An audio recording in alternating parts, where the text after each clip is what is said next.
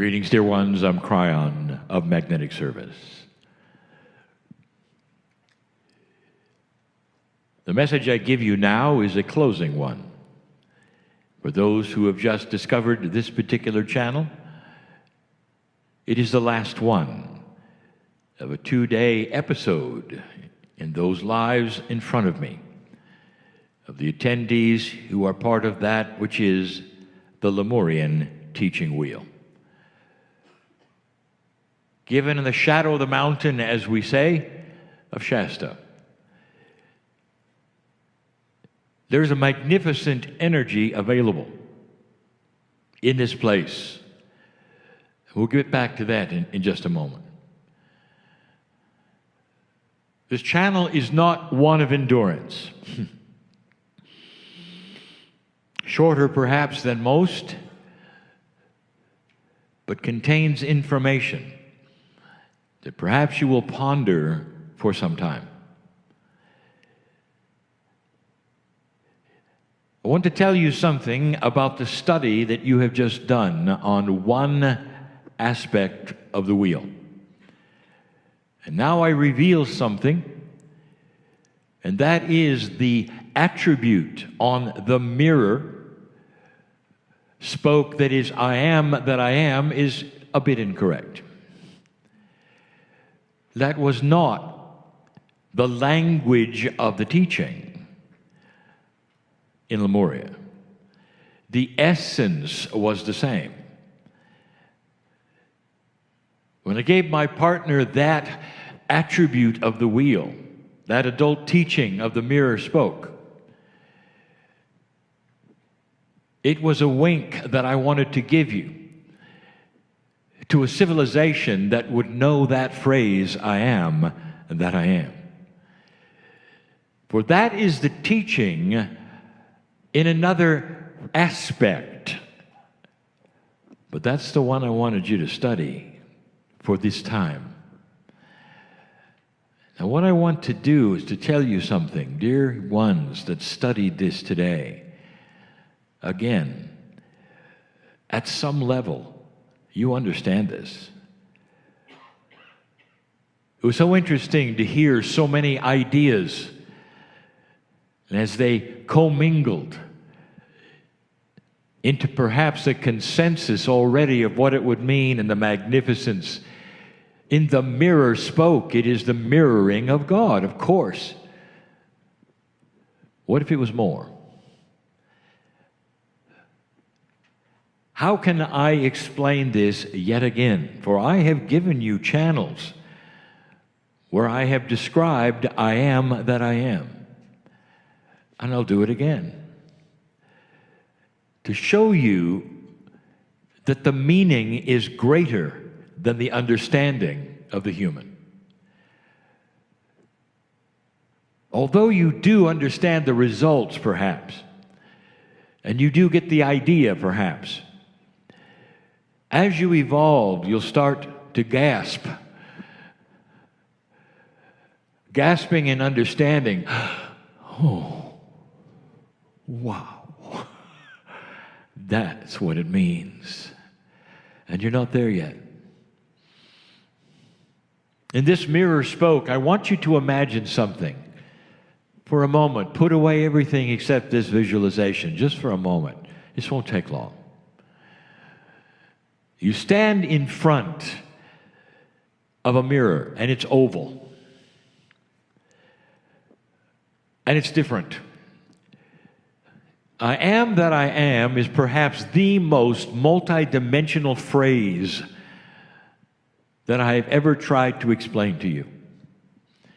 Given in a multidimensional setting originally as the explanation of God itself, of the who of God, which doesn't really exist.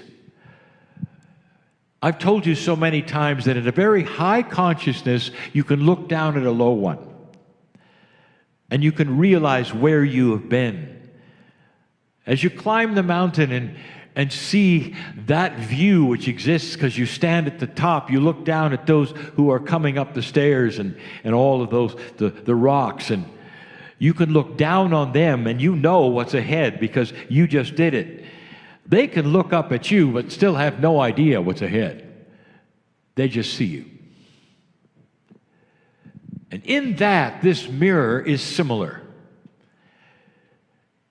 You start to look in the mirror and you see a semblance of yourself. You can see it's there, but you don't know how you got there. You don't really truly understand what it is you're seeing, but you know it's you. You are in a lower vibration at the moment and looking at a higher vibration you. It's not exactly the higher self. That's a little different.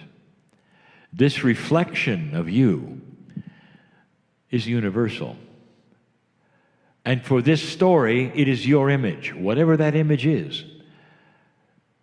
Today, it might be the image of your corporeal self as you would see it in any mirror. Tomorrow, it would be the next corporeal self. Same reflection, same meaning, different incarnation.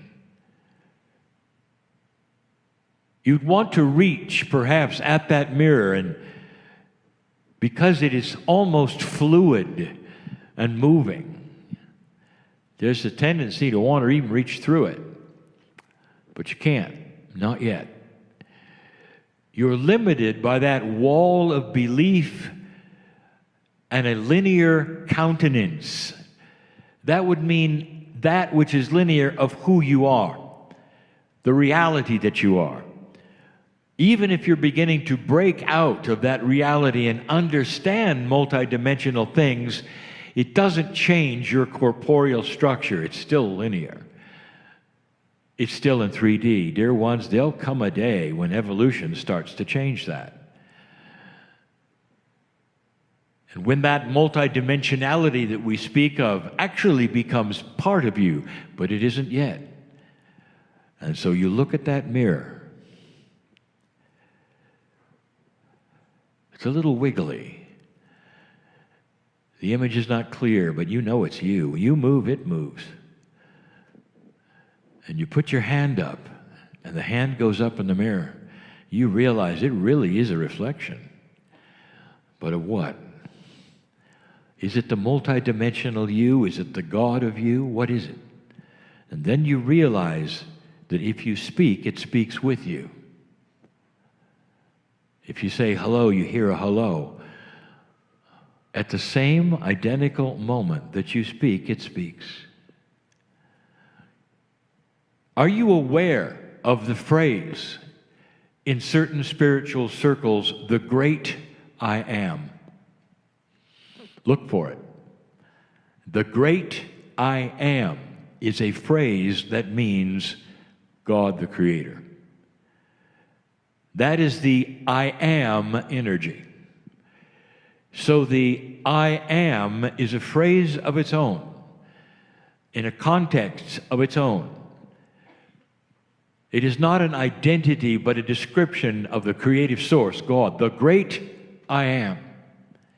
And so as you stand in front of that mirror, you say the words, and you watch your hand go up, and the hand in the mirror go up, and you say the words, I am. And as you say those words, you hear them back at you in a way that you haven't understood before. Your own seeming voice, but different, grander and greater, says the I am with you. Welcome to I am that I am. And that is as close as I can give it to you. It's beyond your understanding because you cannot look up at it and truly understand that it's a statement of fact, not a purpose, of fact. It is an axiom, a rule, a law of who you are. That's the first point I wanted to give you. And the second is this. You've come to this session, and this is for those who have participated. Those who haven't can listen, but this is for you.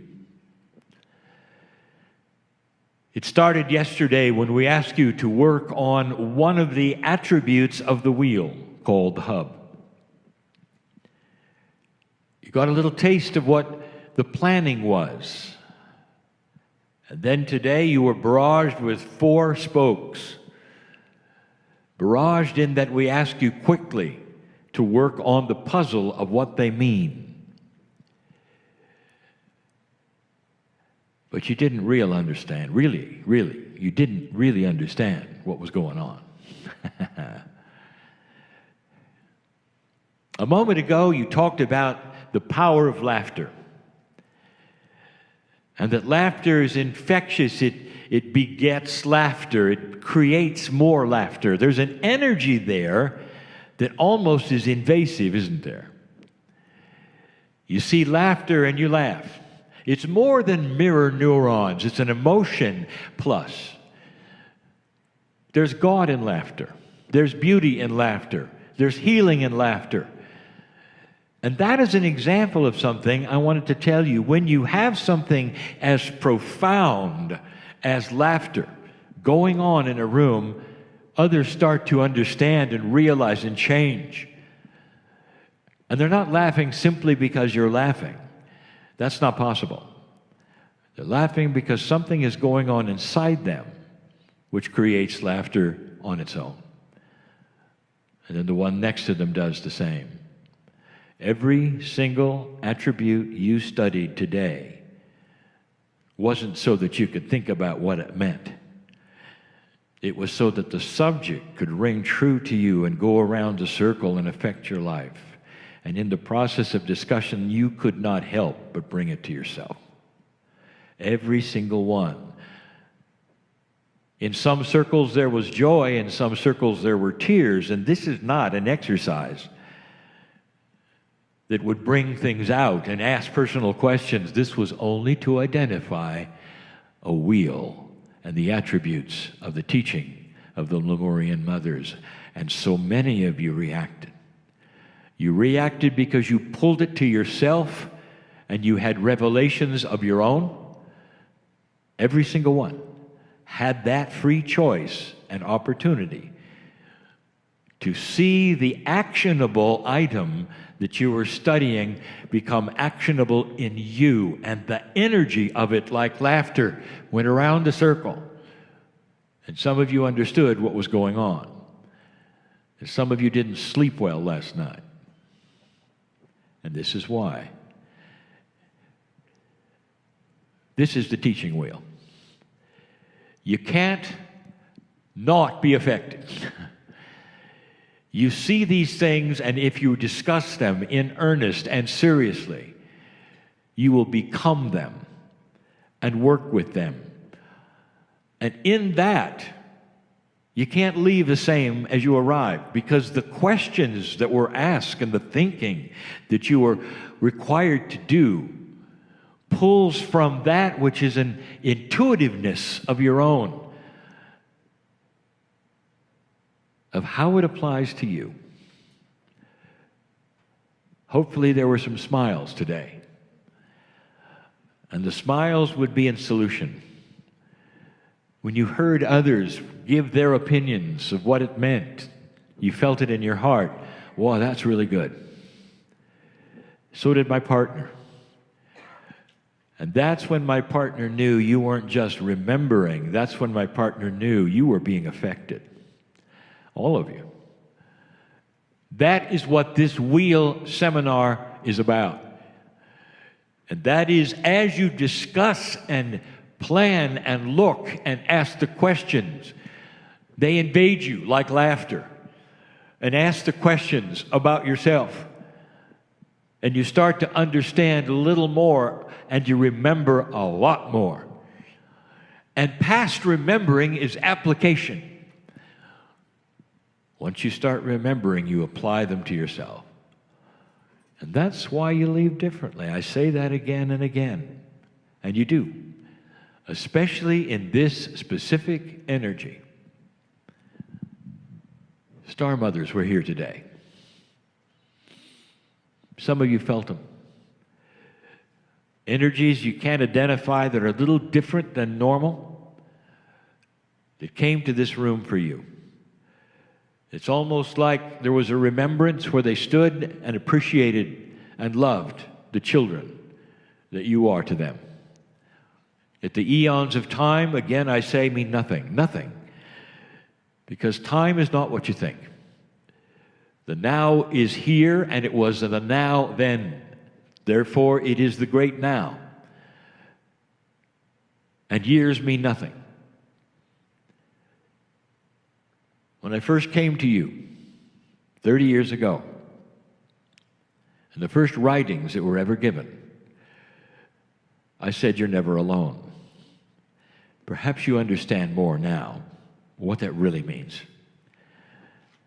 What that really means. Those star mothers have an essence that flows into you, so that when you leave this place, they go home with you. You cannot escape that because you made the decision to come and say yes today. Perhaps you've raised your hand to the mountain today. I want you to expect results. Multidimensionality is not understandable. How can you take a piece of a star mother home? And the answer is yes. There will come a day when you understand that there's no such thing as place or who when it comes to multidimensional things. That's where the phrase came from, one with everything. Let them become one with you to the degree that you will allow, but know that you were in the right place at the right time to say yes.